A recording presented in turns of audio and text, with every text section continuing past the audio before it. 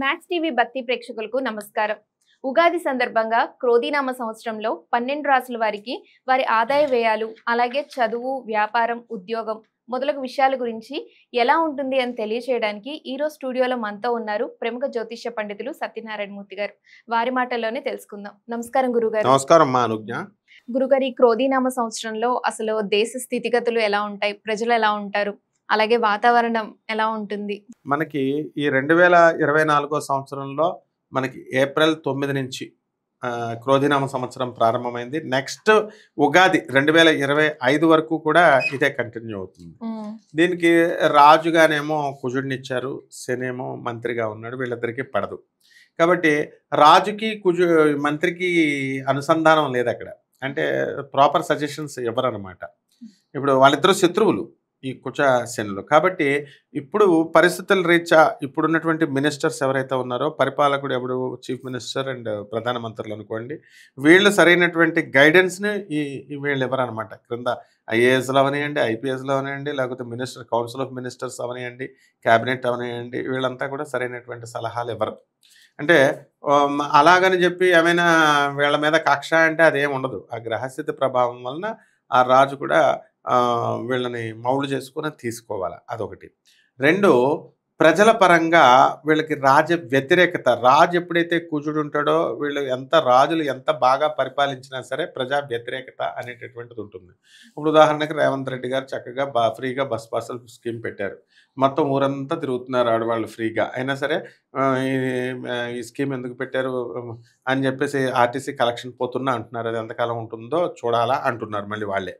అలాగే చక్కగా కరెంటు 200 యూనిట్ల వరకు ఫ్రీగా పెట్టారు. ఫ్రీగా తీసుకుంటున్నారు మళ్ళీ అంటున్నారు. అక్కడ అలాగే జగన్ గారు చక్కగా ఇంటింటికి తీసుకొచ్చి ఈ యొక్క రేషన్ ఇవ్వడము, లేకపోతే ఇన్కమ్ సర్టిఫికేట్స్ రెవెన్యూ డిపార్ట్మెంట్కి వెళ్ళి అప్లై చేయకుండా వాలంటీర్సే పాపం తీసుకురావడము, ఇంగ్లీష్ మీడియం స్కూల్స్ తలదన్నేలాగా, అలాగా ఢిల్లీ పబ్లిక్ స్కూల్లో ఇలాంటి వాటితో తలదన్నేలాగా మినిస్టర్ కొడుకు ఒకడు వచ్చి చూసి, ఫారెన్లో ఉన్నవాడు చూసి ప్రెసిడెంట్ ఆఫ్ ఇండియాకి లెటర్ రాశాడు. అద్భుతమైనటువంటి స్కూల్స్ నేను అతను జిల్లా పరిషత్ స్కూల్లో చదివాడు అనమాట.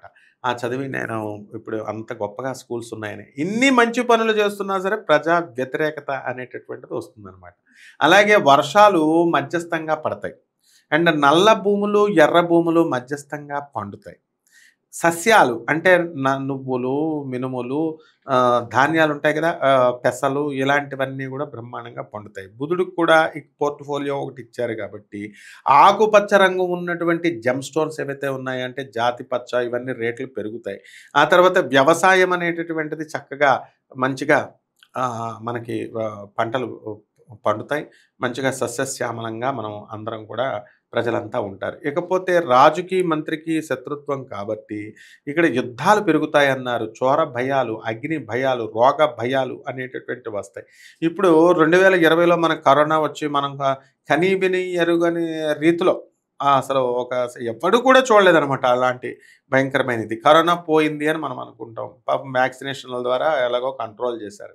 కాబట్టి అది ఈ కంట్రోల్ అయ్యింది అని మనం అనుకుని భావించుకుంటూ మనం వెళుతున్నాం. అలాంటి వైరస్ అలాగ సంచలనాత్మకంగా అనేది ఇప్పుడప్పట్లో లేదు. కానీ దాని యొక్క కరోనా యొక్క ప్రభావం వల్ల ఊపిరితిత్తులు కొంచెం మనం గాలి పీల్చుకోలేకపోవడము, జ్వరము, జలుబు, కోల్డ్ రావడం, ఇదే కరోనా అంటే జ్వరమే, రొంప, జలుబు, దగ్గు, గొంతు నొప్పి, ఇదే కరోనా. కాబట్టి ఆ వైరస్ అనేటటువంటిది ట్రాన్స్ఫార్మ్ చేస్తూ వస్తుంది.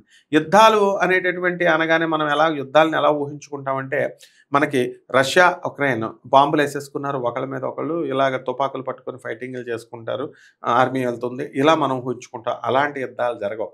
ఇప్పుడు థర్డ్ వరల్డ్ వార్కి కూడా ఇప్పుడు ఈ క్రోధినామ సంవత్సరం నుంచి పునాది పడిపోయింది. సంవత్సరంకి ఇంకా పెరిగే కొద్దీ డీజనరేట్ అవుతూ యుద్ధాలు పెరిగిపోతూ వెళ్ళిపోతూ ఉంటాయి. ఇక్కడ ఎలాంటి వార్లు జరుగుతాయంటే సైబర్ వార్స్. అంటే పాకిస్తాన్ మన సైట్లన్నీ వాళ్ళు అపహరించడం జరుగుతుంది, హైజాక్ చేస్తారు, వైరస్ను పంపించేస్తారు ఆర్మీ దానికి. అలాగే వాళ్ళకి వేరే దేశస్తులు వచ్చి అలా పంపించడం, ఈ విధంగా మనకున్నటువంటి ట్రెజర్ని వాళ్ళు వైరస్ రూపంలో సైబర్ వార్ అంటే అదే అనమాట. అదే జరుగుతుంది. ఇదే ప్రపంచ యుద్ధం, థర్డ్ వార్. అంతేగాని మిసైల్స్ ప్రయోగించుకోవడం, దేశాన్ని ఒకళ్ళొకళ్ళు ఇచ్చేసుకోవడం ఇలాంటివి ఉండదు. అందుకనే కరోనా కూడా రాహుకేతువులు వైరస్ అనేది, బ్యాక్టీరియా వైరస్ అనేది రాహుకేతువులే అనమాట. అలాగే ఎలక్ట్రానిక్స్ ఇదంతా కూడా సైబర్, ఇవన్నీ కూడా రాహుకేతువులే. వీళ్ళ ద్వారానే ఇవన్నీ కూడా జరగడం అనేది జరుగుద్ది. కాబట్టి ఈ దేశంలో మనకి యావరేజ్‌గా ఇప్పుడు మనం ఏం భయపడాల్సినటువంటి పని లేదు గానీ, ఇలా కార్యక్రమాలు దైనందిన జీవితంలో లైఫ్ స్టైల్ మారుతుంది. ప్రజల యొక్క లైఫ్ స్టైల్ మారుతుంది. అంటే అనైతికత పెరుగుతుంది. నీతి నియమాలకి తక్కువ వెళ్ళే కొద్దీ, కలియుగాంతంకి వెళ్ళే కొద్దీ అలా డీజనరేట్ అవుతూ పోతూ ఉంటుందమ్మా. ధన్యవాదాలు గురువుగారు. ధన్యవాదాలమ్మా.